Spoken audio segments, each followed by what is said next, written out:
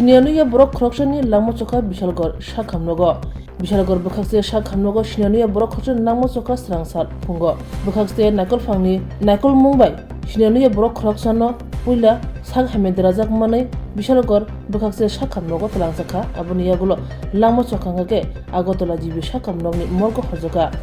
Krak Shalti Punjabo Bishalgorni Horbuthanai Bindiaro Shak Derazak Shinianuya Umorazak khoroksano Bishalgor bukhaste Shakhamnogo Tuwi Fekya. Umorkawan dokti shek hini Rominaka Bishalgor bukhaste Shakhamnogni Shaknainai Srangsal Pungo Hungake Ashinianuya Bogni Langma Choka Shakhamnogo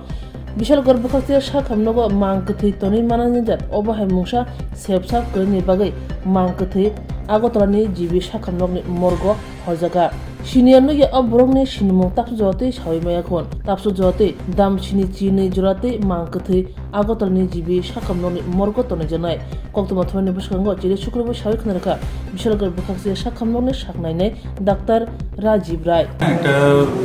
লোককে কালকে দুপুরের পরে fire service আমাদের এখানে এসে নিয়ে রেখে যায় আননোন লোক আনকনশিয়াস অবস্থায় ছিল কন্ডিশন খারাপই ছিল দেখে মনে হচ্ছিল হয়তো ইনটক্সিকেটও থাকতে পারে তো এই কন্ডিশনে এসে আমাদের এখানে রাখে তারপর আমরা পুলিশে ইনফরমেশন দিই সেই অনুযায়ী এবং আমরা প্রাথমিক চিকিৎসা শুরু করি তারপর পর্যন্ত ওর এখনও পর্যন্ত কোনো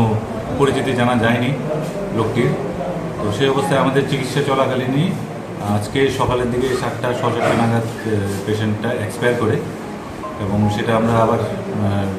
নিকটবর্তী পুলিশ স্টেশনে জানাই যেহেতু এর কোনো পরিচয় নেই বা এর সঙ্গে কেউ নেই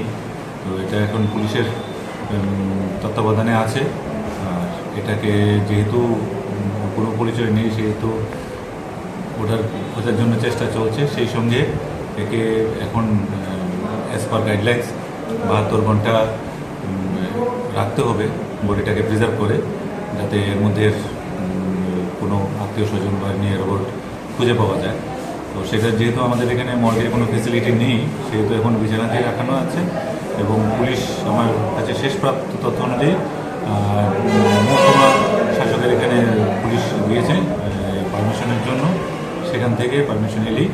এটাকে নিয়ে এজিএমসি হাসপাতালে সুস্থ না পেশেন্ট আনকনশিয়াস এবং অসুস্থ সিভিয়ার কন্ডিশনে ছিল এবং আমাদের